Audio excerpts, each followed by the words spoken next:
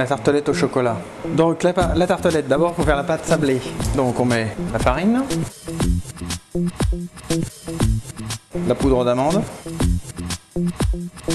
du beurre mou, pommade, on met un jaune d'œuf, puis on ajoute une pointe de sel, hein. Toujours dans toutes les pâtes on met un peu de sel. Donc normalement la pâte sablée, il n'y a pas d'amande, hein. On remplace un peu de farine par de la poudre d'amande, ça ajoute du goût, voilà, c'est quand même meilleur. Voilà, on se retrouve avec une boule de pâte, c'est assez vite fait, hein. Alors il faut la laisser reposer une demi-heure, voire plus si on peut. Plus c'est reposé une pâte, déjà moins on la travaille, moins elle sera élastique et elle risquera de poser de problème à la cuisson. Alors c'est une pâte qui a tendance un peu à coller, hein, à être délicate, donc il faut y aller gentiment, pas oublier de fariner parce que sinon elle restera collée sur le marbre. Il faut fariner sans en mettre de trop bien entendu. Donc on la baisse jusqu'à l'épaisseur désirée. Alors après on prend un cercle, un autre moule irait aussi, hein. Moi je ferai la tartelette, je la ferai sur 2 jours parce que là on travaille la pâte, donc on ne peut pas la mettre tout de suite au four parce que étant donné qu'on l'a travaillée, elle sera élastique. Si on la mettait au four comme ça, on aurait une forme, tout ce qu'il y a de plus artistique mais pas pratique. Les bords risqueraient de tomber à la cuisson, donc c'est quand même pas ce qu'on cherche. Voilà. Donc ça on peut faire, je vous dis, une tarte sans problème, hein.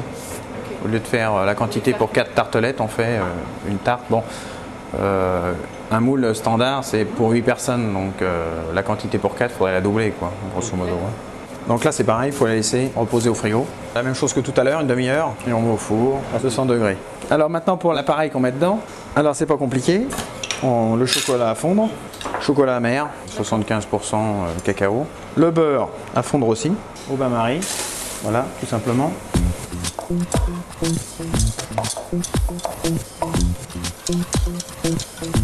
Une fois que c'est fondu, on ajoute le reste.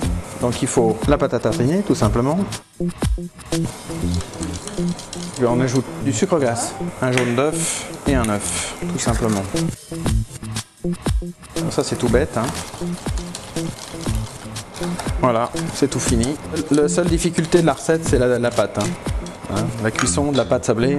Donc entre temps on a fait cuire notre fond, hein. Moi je l'ai fait un peu plus que blanc parce que comme à la cuisson de ça on baisse le four, faut quand même qu'il y ait une petite coloration, hein. Donc après tout simplement on coule ça dedans. Voilà, et on met au four à 160, une douzaine de minutes, dans un four préchauffé, ouais. Voilà. Sur les bords, ça sera un peu plus cuit. Et au milieu, il faut y garder un peu moelleux, quoi. Presque à la limite du liquide, si on veut. Nous, on a du vin de Savoie pétillant, du Haïs. Ça se consomme comme champagne, hein. Voilà.